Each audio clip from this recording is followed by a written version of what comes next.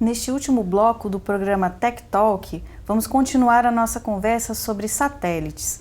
Nossos convidados são o vice-diretor do Inatel, professor Carlos Nazaré Mota Marins, e o diretor de engenharia da Sky, Luiz Otávio Marchesetti.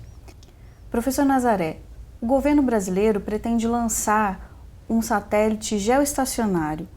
Qual que é a diferença entre os satélites geoestacionários e os demais satélites? O satélite geoestacionário é esse que fica estacionado com relação a uma posição na superfície terrestre, por isso o nome geoestacionário.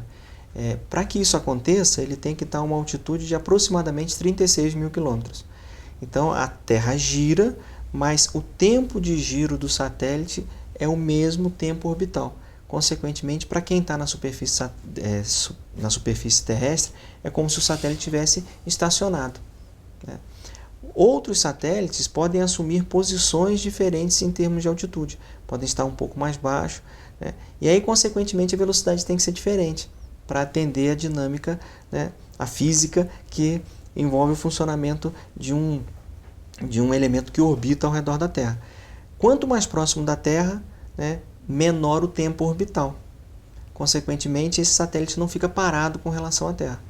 Então, os satélites geoestacionários eles são muito propícios para a comunicação, né, de dados, para atender empresas de telecomunicações, para atender empresas como a Sky, que necessita colocar na casa do usuário, né, uma quantidade muito grande de informação. E os satélites de órbita baixa, eles podem ser utilizados para aplicações como o GPS.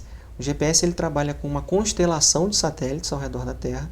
Esses satélites eles estão sempre em posições diferentes, mas a combinação entre diferentes satélites e as estações terrenas permitem a determinação de uma posição sobre a superfície terrestre. Nesse caso, é importante que os satélites estejam parados, porque a dinâmica do GPS depende da movimentação entre os elementos que fazem a retransmissão. E o satélite pode ser utilizado para várias outras aplicações. A parte de fotometria é um mercado que cresce muito nos últimos anos. O Google, por exemplo, utiliza a foto em suas ferramentas, né, geográficas de forma bastante intensa. A agronomia, né, a agricultura, né, nos países desenvolvidos contam com satélite para que possam tirar fotos das regiões de plantio e determinar, por exemplo, a melhor data para a colheita, né, para a logística de transferências das máquinas colheitadeiras de uma região para outra, o que traz uma economia bastante significativa. Luiz, quais são as tendências para o mercado de comunicações via satélite? Bom, o mercado de satélite é um mercado extremamente, vamos dizer, antigo e importante. Antigo no sentido de que para a tecnologia, uma tecnologia começou nos anos 60 e eu venho escutando desde a década de 90, quando eu comecei a trabalhar com satélite, que o satélite ia morrer. Isso não é verdade, o satélite vai continuar, porque ele tem uma constante evolução, ele tem uma aplicação enorme, uma importância, acho que para a humanidade, assim, um dos maiores adventos que a tecnologia trouxe. E quais são as tendências agora? Há uns anos atrás nós trabalhávamos só com a banda C, que é uma banda de frequência relativamente baixa. Hoje em dia é muito comum todo mundo trabalhar em banda KU, no Brasil, por exemplo, a Sky trabalha em banda KU. E agora, dos anos para cá, todos começaram a trabalhar também com banda K, uma banda um pouco mais alta.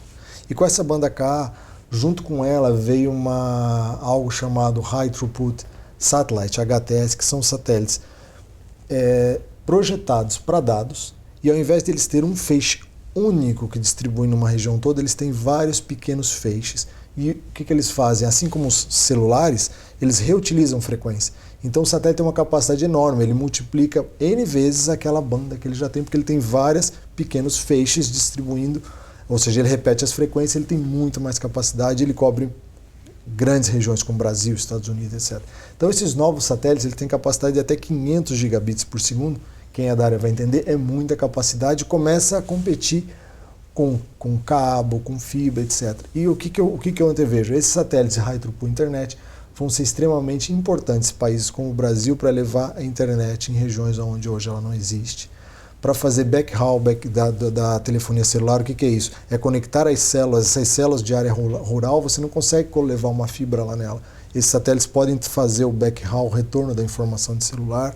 Esses satélites vão poder fazer a tal da Internet of Things, internet das coisas, ou seja, a parte da energia elétrica pode estar conectada e controlada via satélites. eles vão servir, já servem hoje, uma coisa que está começando a ficar comum, internet em avião.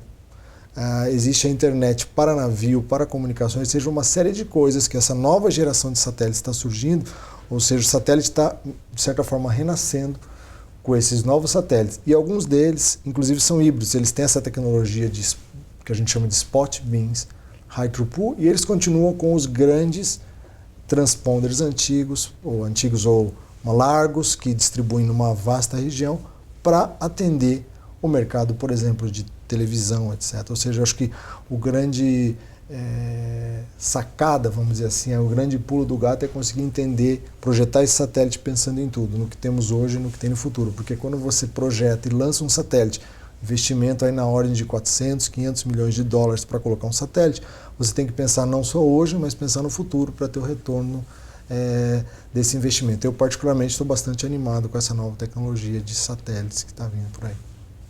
Professor, segundo o Luiz, então é uma área que vai demandar bastante mão de obra, né? Que tipo de profissional que pode atuar nessa área?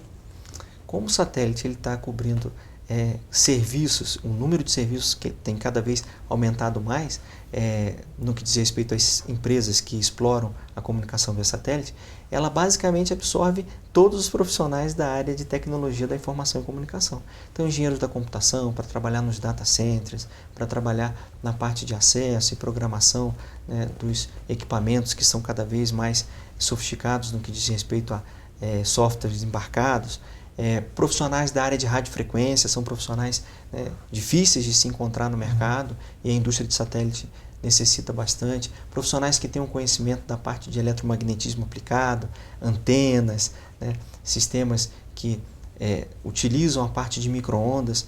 Então é um mercado bastante interessante e é um mercado que não encontra com facilidade o profissional disponível. O Luiz deve ter uma dificuldade bastante grande no que diz respeito a buscar profissionais preparados para atuar, né? Professor Nazaré, Luiz Otávio, muito obrigada pela participação de vocês no programa. Obrigado, a gente agradece. Chega ao fim mais uma edição do Tech Talk. Obrigada pela sua companhia. Até a próxima.